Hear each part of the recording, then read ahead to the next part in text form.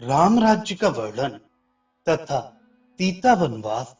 श्री महादेव जी बोले, हे पार्वती, लोकांतरों में घूमते हुए रावण ने एक दिन श्री नारद जी को ब्रह्मलोक से आते हुए देखकर उनसे नमस्कार करके पूछा, भगवान, मैं बलवानों के साथ युद्ध करना चाहता हूँ। आप तीनों लोकों से परिचित हैं, कृपया बतलाइए, मुझसे लड़ने योग्य महाबली पुरुष कहाँ है? मुनीश्वर ने बहुत देर तक सोचकर कहा, हे महामते, श्वेत द्वीप के रहने वाले बड़े बलवान और विशाल शरीर वाले हैं। तुम वहीं जाओ। जो लोग भगवान विष्णु की पूजा में तत्पर रहते हैं अथवा जो स्वयं विष्णु भगवान के ही हाथ से मारे गए हैं, वे ही वहां उत्पन्न हुए हैं। वे देवता या दानव आदि किसी से भी जीते नहीं जा सकते। ये सुनकर रावण तुरंत ही अपने मंत्रियों के सहित पुष्पक विमान पर चढ़कर श्वेत द्वीप के निकट आया। उस द्वीप की प्रभा से तेजोहीन हो जाने के कारण पुष्पक और आगे नहीं बढ़ सका। अतः विमान और मंत्रियों को छोड़कर रावण स्वयं ही चला।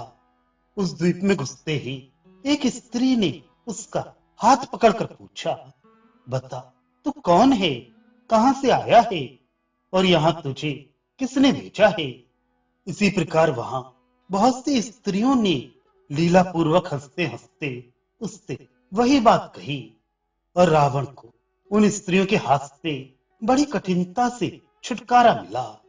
ये देखकर उसे असीम आश्चर्य हुआ और वह दुर्बुद्धि सोचने लगा, मैं विष्णु भगवान के हाथ से मरकर निस्संदेह वैकुंठ को जाऊंगा।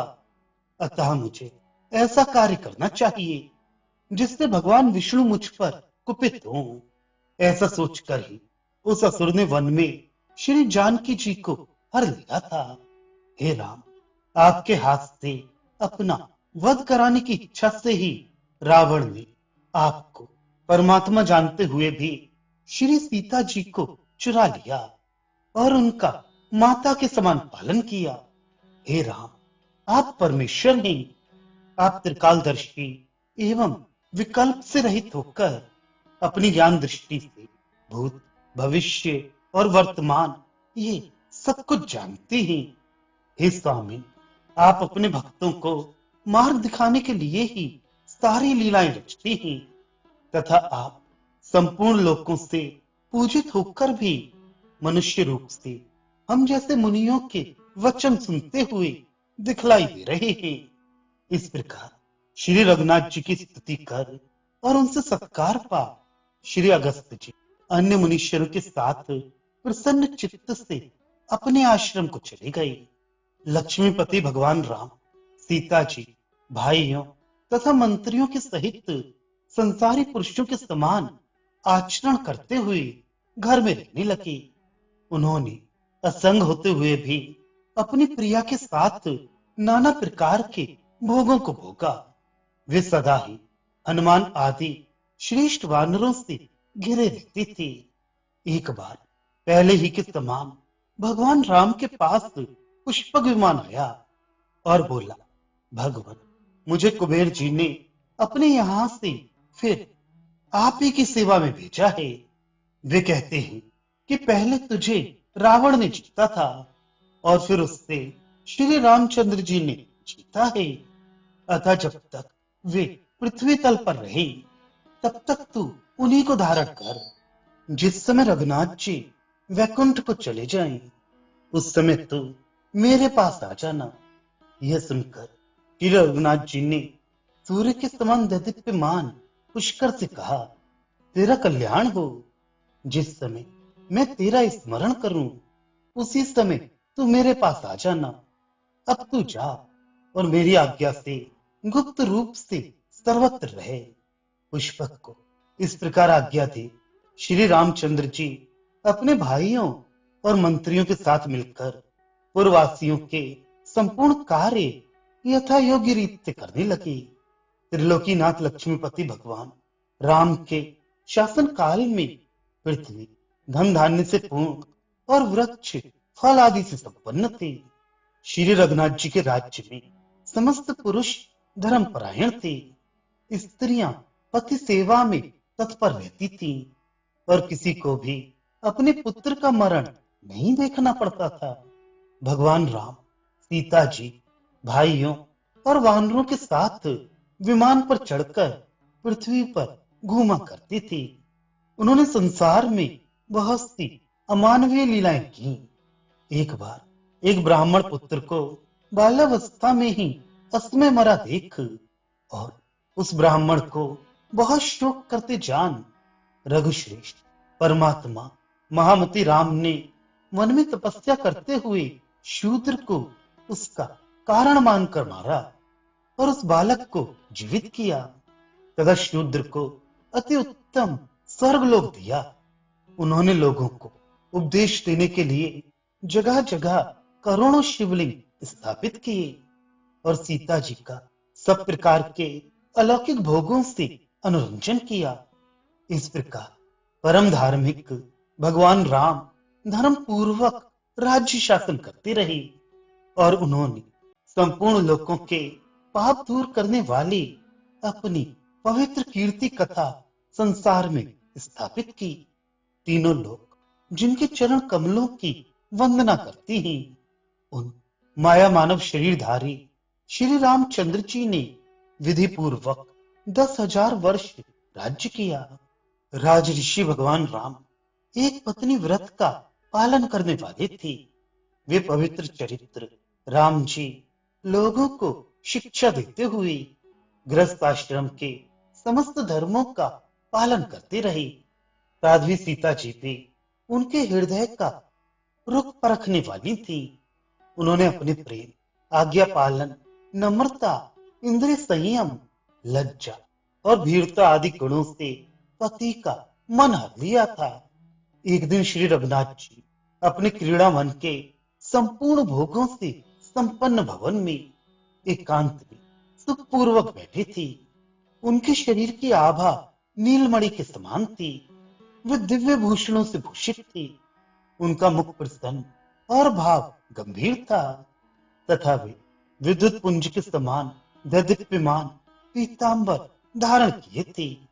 उस समय सर्वालंकार सुसज्जिता कमलदल लोचना श्री सीता जी ने अपने कर कमलों से रघुनाथ जी की चरण सेवा करते हुए उनसे कहा, हे देवाधिदेव, हे जगन्नाथ, हे सनातन परमात्मन, हे चिदानंद स्वरूप, हे आदि मध्य और अंत से रहित सबके कारण, हे देवताओं ने आकर मुझसे एकांत में बहुत कुछ प्रार्थना करते हुए आपके वैकुंठ पधारने के विषय में कहा है।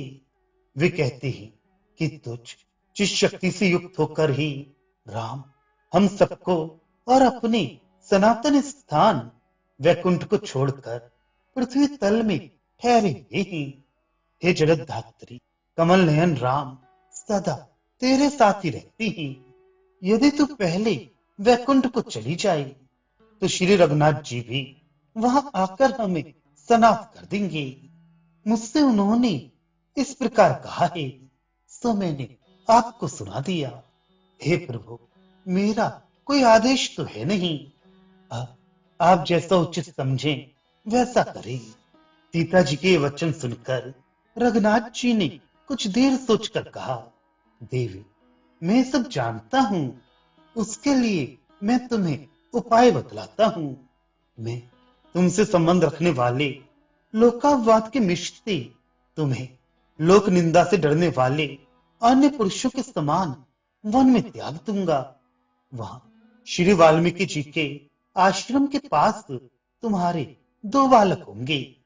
इस समय तुम्हारे शरीर में गर्भावस्था के चिन्ह दिखाई दे रहे हैं।